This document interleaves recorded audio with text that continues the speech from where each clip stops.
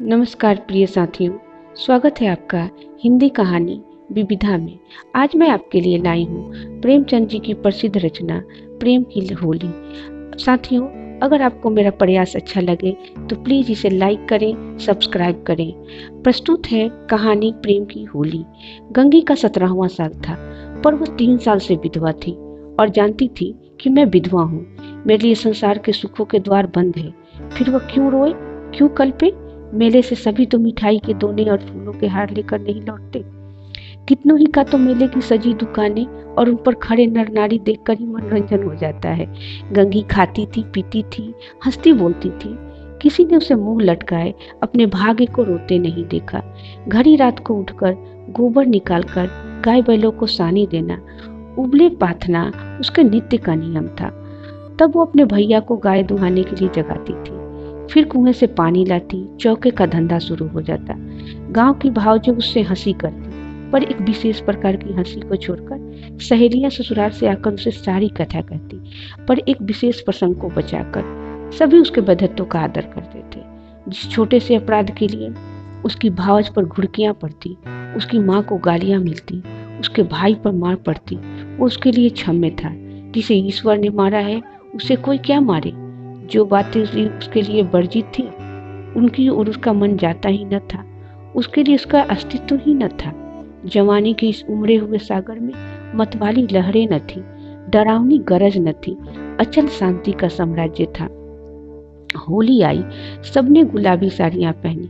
गंगी की साड़ी न रंगी गई। माँ ने पूछा, बेटी तेरी साड़ी रंग दूं?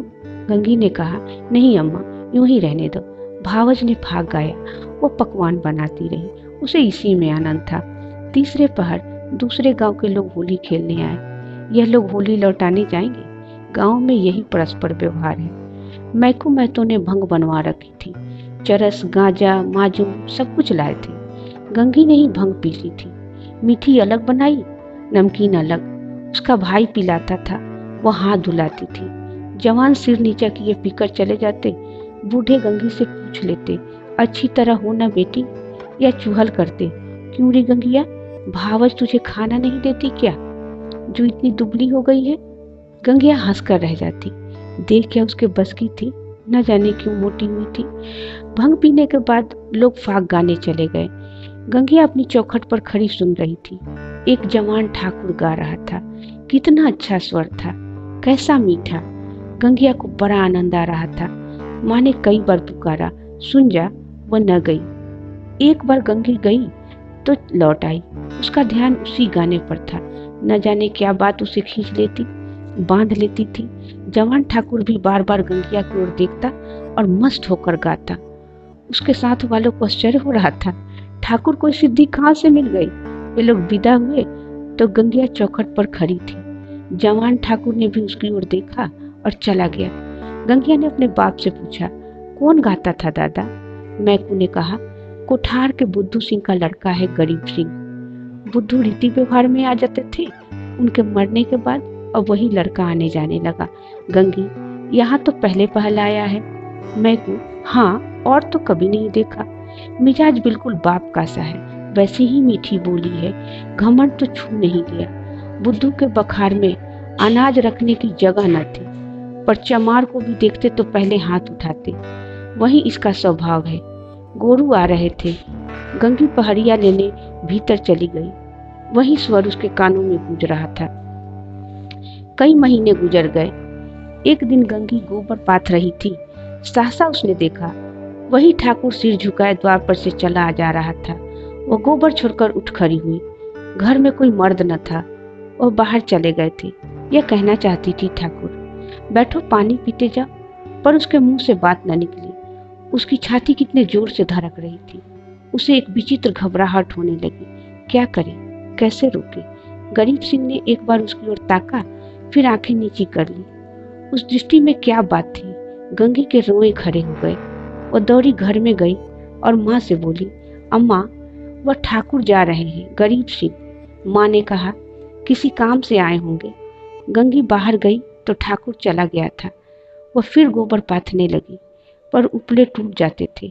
आप ही आप हाथ बंद हो जाते, मगर फिर चौकर पातने लगती। जैसे कहीं दूर से उसके कानों में आवाज आ रही हो। वही दृष्टि उसकी आंखों के सामने थी। उसमें क्या जादू था, क्या मोहिनी था। उसने अपनी मूक भाषा में कुछ कहा। गंगी ने भी कुछ सुना। क्या कहा यह वह नहीं जानती थी, पर वह दृष्टि उसकी आंखों में बसी हुई थी। रात को लेटी तब भी वही दृष्टि सामने थी। स्वप्न में भी वही दृष्टि दिखाई दी। फिर कई महीने गुजर गए। एक दिन संध्या समय मैकू द्वार पर बैठे सन काट रहे थे। गंगी बैलों को सानी चला रही थी कि सहसा चिल्ला उठी, दादा दादा ठाकुर। मैकू ने सिर उठाया तो द्वार पर गरीब सिंह चला आ रहा था। राम राम हुआ। मैकू ने पूछा, कहाँ गरीब सिंह, पानी तो पीते जाओ। गरीब आकर एक माची पर बैठ गया। उसका चेहरा उतरा हुआ था, कुछ बीमार सा जान पड़ता था। मैकू ने कहा, कुछ बीमार थे क्या गरीब? नहीं तो दादा। मैकू, कुछ मुंह उतरा हुआ है क्या? सूद ब्याज की चिंता में पड़ गए। गरीब, तुम्हारे जीते जी मुझे क्या चिंता है दादा। मैकू, बाकी दे दी ना। गरीब, हाँ दादा, सब बेबाक कर दिया। मैकू ने गंगी से कहा, बेटी जा, कुछ ठाकुर को पीने को ला। भैया को कह देना चिल्लम दे जाए। गरीब ने कहा, चिल्लम रहने दो दादा, मैं नहीं पीता। मैकू, अब की घर की तंबाकू बनी है, स्वाद तो देखो, पीते तो हो। गरीब, इतना बेअदब न बनाओ दादा, काका के सामने चिल्लम नहीं छुई, मैं तुमको वही जगह देता हूँ। यह कहते कहते उसकी आंखें भर गईं। मैकू का हृदय भी गदगद हो गया। गंगी हाथ की टोकरी लिए मूर्ति के समान खड़ी थी। उसकी सारी चेतना, सारी भावना गरीब सिंह की बातों की ओर खींची हुई थी। उसमें और कुछ सोचने की, कुछ करने की शक्ति न थी। ओह, कितनी नम्रता है, कितनी सजनता, कितना अदब। मैकू ने फिर कहा, सुना नहीं बेटी, जाकर कुछ पानी पीने को ला। गंगी चौंक पड़ी, दौड़ी हुई घर में गई, कटोरा माजा, उसमें थोड़ी सी राब निकाली, फिर लोटा गिलास जमाकर शरबत बनाया। माँ ने पूछा, कौन आया है गंगिया? गंगी, वह है ठाकुर गरीब सिंह। दूध तो नहीं है अम्मा, रस में मिला देती। माँ, है क्यों नहीं, हांडी में देख। गंगी ने सारी मलाई उतारकर रस में मिला दी और लोटा गिलास लिए बाहर निकली। ठाकुर ने उसकी ओर देखा। गंगी ने सिर झुका लिया। यह संकोच उसमें कहाँ से आ गया? ठाकुर ने रस लिया और राम राम करके चला गया। मैकू बोला, कितना दुबला हो गया है गंगी, बीमार है क्या? मैकू, चिंता है और क्या, अकेला आदमी है, इतनी बड़ी गृहस्थी क्या करे। गंगी को रात भर नींद नहीं आई। उन्हें कौन सी चिंता है? दादा से कुछ कहा भी तो नहीं, क्यों इतनी सकुचाते हैं? चेहरा कैसे पीला पड़ गया है। सवेरे गंगी ने माँ से कहा, गरीब सिंह अब की बहुत दुबले हो गए हैं अम्मा। माँ, अब वो बेफिक्री कहाँ है बेटी, बाप के जमाने में खाते थे, खेलते थे, अब तो गृहस्थी का जंजाल सिर पर है। गंगी को इस बात से संतोष न हुआ। बाहर जाकर मैकू से बोली, दादा तुमने गरीब सिंह को समझाया ना, क्यों इतनी चिंता करते हो? मैकू ने आंखें फाड़ कर देखा और कहा, जा अपना काम कर। गंगी पर मानो ब्रजपात हो गया। वह कठोर उत्तर और दादा के मुंह से, हाय, दादा को भी उनका ध्यान नहीं, कोई उसका मित्र नहीं, उन्हें कौन समझाए। अब कि वह आएंगे तो मैं खुद समझाऊंगी। गंगी रोज सोचती वह आते होंगे, पर ठाकुर न आए। फिर होली आई, फिर गांव में फाग होने लगी। रमणियों ने फिर गुलाबी साड़ियां पहनी, फिर रंग घोला गया। मैकू ने भंग, चरस, गांजा मंगवाया। गंगी ने फिर मीठी और नमकीन भंग बनाई। द्वार पर टाट बिछ गया। व्यवहारी लोग आने लगे, मगर कोठार से कोई नहीं आया। शाम हो गई, किसी का पता नहीं। गंगी बेकरार थी, कभी भीतर जाती, कभी बाहर आती। भाई से पूछती, क्या कोठार वाले नहीं आए? भाई कहता, नहीं। दादा से पूछती, भंग तो नहीं बची, कोठार वाले आएंगे तो क्या पिएंगे? दादा कहते, अब क्या रात को आवेंगे, सामने तो गांव है, आते होते तो दिखाई देते। रात हो गई, पर गंगी को अभी तक आशा लगी हुई थी। वह मंदिर के ऊपर चढ़ गई और कोठार की ओर निगाह दौड़ाई। कोई न आता था। सहसा उसे सिवाने की ओर आग दहकती हुई दिखाई दी। देखते देखते ज्वाला प्रखंड हो गई। यह क्या, वहां आज होली जल रही है? होली तो कल जल गई, कौन जाने वहां पंडितों ने आज होली जलाने की शायद बताई हो, तभी तो वे लोग आज नहीं आए, कल आएंगे। उसने घर आकर मैकू से कहा, दादा, कुठार में तो आज होली जली है। मैकू, दुध पगली, होली सब जगह कल जल गई। गंगी, तुम मानते नहीं हो, मैं मंदिर पर से देख आई हूँ, होली जल रही है। न पति आते हो तो चलो मैं दिखा दूं। मैकू, अच्छा चल देखूं। मैकू ने गंगी के साथ मंदिर की छत पर आकर देखा। 1 मिनट तक देखते रहे, फिर बिना कुछ बोले नीचे उतर आए। गंगी ने कहा, है होली की नहीं, तुम ना मानते थे।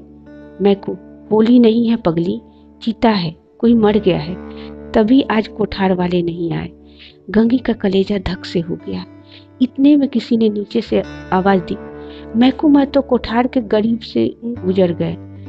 मैकू नीचे चले गए, पर गंगी वहीं स्तंभित खड़ी रही।